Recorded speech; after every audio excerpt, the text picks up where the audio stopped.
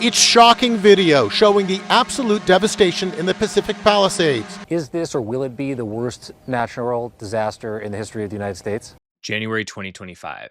Los Angeles is in flames, dozens of lives lost, thousands of homes reduced to ashes, economic damages soaring over $150 billion.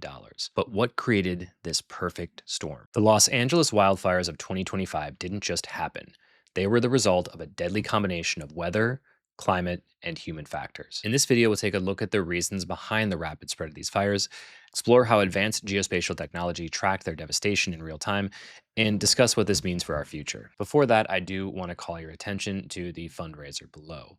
If you are able to, please consider making a donation to help those that have been impacted by the devastating wildfires. Look, it's hard to imagine that just months ago, this region experienced two of the wettest winters on record, leading to a surge in vegetation growth. But as climate scientist Daniel Swain explains, the abundance of grass and brush became fuel for disaster. In fact, in 2024, over the summer, there was twice the average amount of biomass in grasslands and scrublands in coastal Southern California due to these two wet winters in a row. But then we had periods of highly unusual record-breaking warmth. By January, Los Angeles hadn't seen significant rainfall for 9 months, and then came the winds.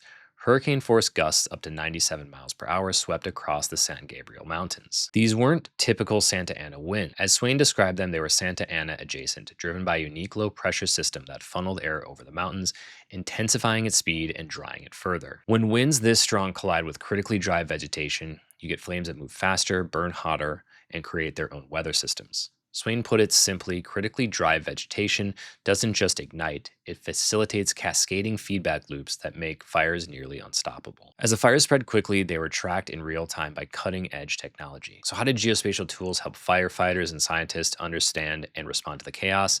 Let's take a look. Special thanks to the Geospatial Index for creating a comprehensive list of these different resources, link in the description. A good example of this is a map by Frank Romo. This application allows users to input their address, view active fires nearby, providing critical situational awareness to those in harm's way. Above all the smoke, satellites captured stunning yet chilling views of the destruction.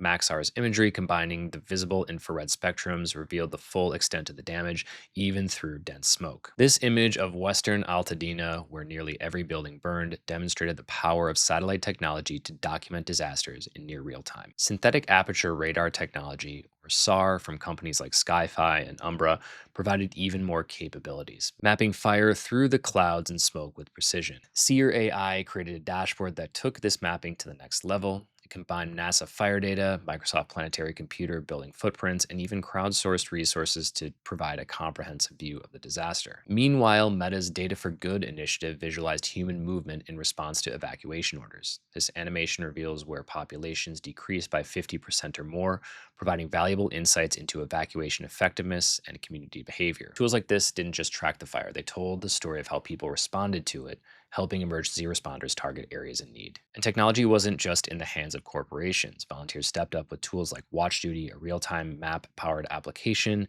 powered by emergency radio feeds. This app became a lifeline for residents looking for up-to-the-minute updates on fire behavior. Spatial analysis tools also provided invaluable information during the disaster. In 2024, Wherebots had demonstrated a fire risk monitoring application that mapped burn probabilities, building densities, and proximity to fire stations across Southern California. When overlaid with current fire perimeters, the accuracy was striking. This shows how applying relatively straightforward spatial models can provide life-saving insights when applied to real-world problems. Tools like Atlas, Felt, and Esri created tools that gave residents and responders a clear picture of the fire's progression and evacuation zones. These platforms combine multiple layers of data from active fire perimeters to nearby shelters, schools, and hospitals. From satellite imagery to predictive analytics and interactive mapping, these tools didn't just track the disaster, they provided a way for communities and responders to act quickly and effectively. But with such advanced tools at our disposal, what broader lessons can we learn from this disaster to prevent future tragedies? First, climate change didn't ignite these fires, but it amplified the conditions that made them so destructive. As climate scientist Daniel Swain explains, you can isolate the effect of changes in weather and climate conditions over decades. And when we did that, we found that extreme weather conditions had doubled in California between 1980 and 2020. That is not a small increase. With hotter summers, drier winters, and more frequent hydroclimate whiplash, these conditions are becoming the new normal. Another key factor is human development. More people are moving into high risk areas, creating what experts call the expanding bullseye effect. This puts more lives, homes, and infrastructure directly in harm's way. Without better land use planning and stricter building codes, these areas will remain highly vulnerable to future fires. This quote from a post on LinkedIn by David Marvin sums up the situation. This was not a wildland forest vegetation fire.